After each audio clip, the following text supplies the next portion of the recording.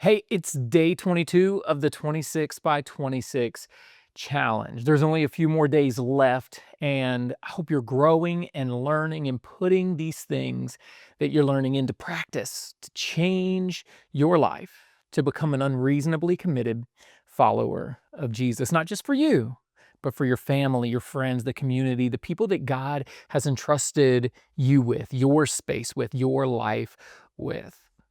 I want you to think about this for a minute. What if the people who are in your life, who you encounter every day, be it at the grocery store, at the park, at school, at your kids' school, wherever it may be that you encounter people throughout the day, random people, what if God placed them in your path because that's how He was supposed to get to them that day? That your word of encouragement, the smile on your face, would be something that warmed their heart, that kept them from the next bad decision, that turned their heart toward Him, that kept them safe, that was the turning point in their life. Now, the chances are even greater of this. What about the people that God has chosen for you to share life near and around? Start with your home, start with your family, start with your coworkers, the people who live in your neighborhood. That neighbor that you don't like, that doesn't like you, that doesn't talk to you, the weird one. If you don't know one, you're probably the weird one. That's okay. But how much more has God placed you into the lives of those that you spend a lot of time with? And even, I mean this in a proximity way, people that you live in close proximity to. And He knew, if I could put them near you, maybe there'll be a turning point in their life because of your life that ends up having a ripple effect and changing the world. It could be. So be cognizant of that. I hope that this study is helping you realize that, helping you realize that your life can be unreasonably committed to Jesus, and that when it is, it changes those around you. And when that happens, who knows what the ripple effect could be down the road, down the years to come. Well, yesterday, day 20, you got to hear from Dr. Daryl Waller. Now, we closed out chapter 4 with Dr. Daryl Waller's teaching. Let me tell you a little bit about Dr. Daryl Waller. He doesn't really go by Dr. Daryl Waller, although that is his real title. He, as he told you, was a pastor for 41 years in the same church, y'all. Same church. Grew it from 52 people when he arrived in 1980, I think 81, something like that, in Winchester, Virginia, all the way to a mega church, multiple thousands of people in a rural town. It was a big deal. Over that 41-year period. Now, often we see that type of growth around a short period of time, and it's kind of, and then it blows up, right? This unhealthy kind of just massive growth. This is long obedience in the same direction.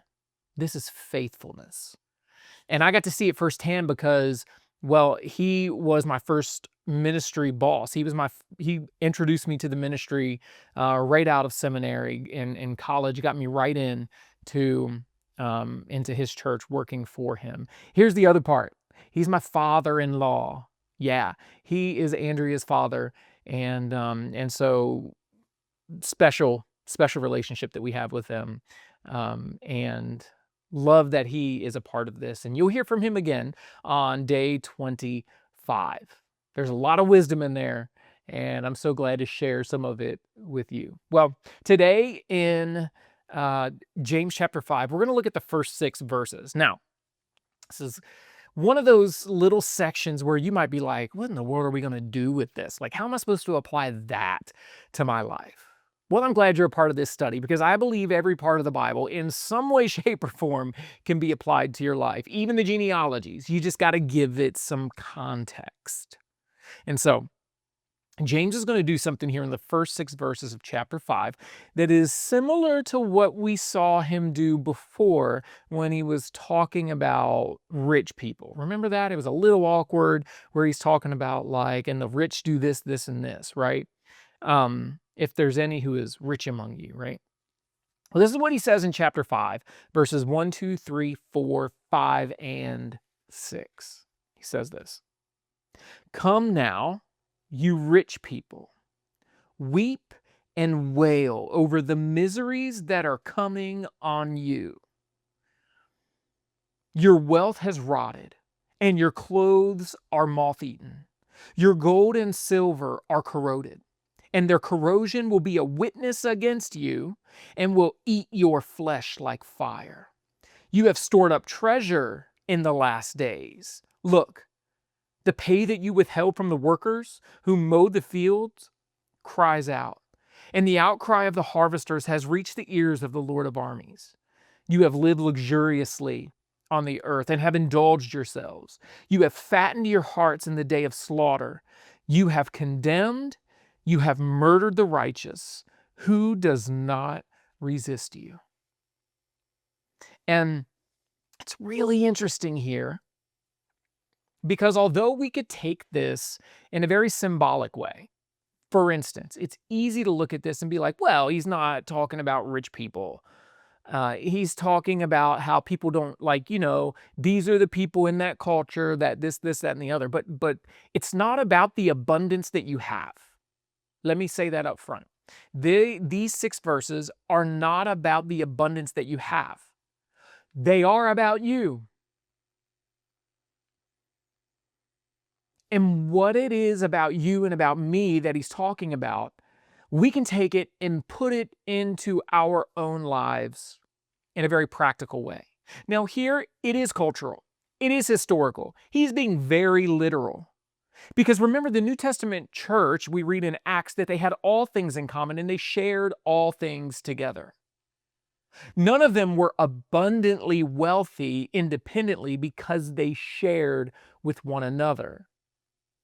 And because they shared with one another, there was no one who was going without, or so it should have been. And it's not like there were oppressors within the church who were pushing other believers down, or so it should have been. And that's what he's trying to correct here. And it's really an encouragement. Remember the context of who he's writing to, the Jewish people. Well, if you were to read the ancient Jewish writings, i.e., the Old Testament, you would see a lot of this type of language with the prophets. And as you read Isaiah, Jeremiah, as you read Daniel, Hosea, Joel, Amos, Obadiah, Jonah, Micah, Nahum, Habakkuk, Zephaniah, Haggai, Malachi, when you read those major and minor prophets, what you're going to see is this call out of other kingdoms, of enemies.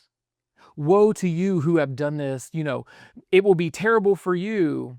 And they name these countries who have oppressed them, who do evil things, because you've oppressed us.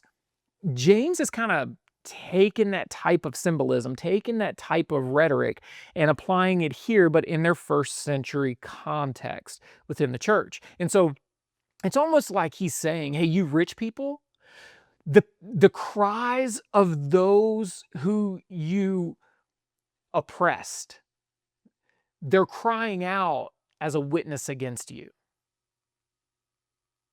Like, it's almost as if he's saying, the tears of those who you oppressed, those tears are shouting in the courtroom of heaven as a witness against the evil that you did because you hoarded and you wouldn't share. And this is how we apply that to us today. Now, I know he's saying that in the first century, but what good is it if it's not applicable to you today? Is he saying all rich people are bad? No, that's not what he's saying. But he is saying, before you go accumulating stuff and more stuff, and it becomes a cycle of greed in your life, you are the church. You are the called out ones. You are called to care for the sick and the poor and the needy. How can you share a gospel with people that you are oppressing? Does that make sense? How can you share the gospel with an employee that you're not paying a livable wage to while you sit up in your mansion and call yourself an unreasonably committed follower of Jesus? Call it legacy. Call it passing on wealth generationally. Call it whatever it is you want to call it. But it is not a heart of generosity, because it is more blessed to give than it is to receive. Do you understand what I'm saying? It's not that wealth is bad. Wealth is good. It creates opportunity. It creates blessing. I understand that. But when it becomes more about how much you can get, while you refuse to give generously to those around you in the name of you having more, I think it's more of a power trip than it is a desire for wealth. And Jesus put it kind of plainly in two different ways. One way that he said it's really hard for a rich person to enter the kingdom of heaven. It's easier for a camel to go through the eye of a needle. And there was this really, you can look that up. You can look that up on Google. There's this super narrow gate next to it. They called it the eye of the needle. And it's like this real thin area. There's no way that an animal could fit through there, much less a camel. There's no way. And so a lot of theologians think that he's referencing that particular gate. Either way, what he's saying is it's very difficult for a wealthy person to enter the kingdom of heaven. Why? Because you can't serve God and money. He calls it mammon. You can't serve both God and money. Either you love one and hate the other, or you hate one and love the other. You can't do both. So it is more blessed to give than to receive. He didn't say you can't be rich and come into the kingdom of God. He said it's difficult because there is a hoarding. Well, wealth, when you accumulate it as a follower of Jesus, becomes a means to give, not a means to hoard. And so what would happen here is, in this first century, he's kind of tackling on and expounding on those a little bit for the sake of those in the church to operate well. And it's not about having a building, and it's not about making it all look nice. It was about helping those who are believers, who are coming into the family of God, live, survive, enjoy life by all of us giving, not trying to hoard. Does that make sense? So, in our very applicable way, in your life and in my life, we need to be givers, not just receivers. If you own a business, be generous.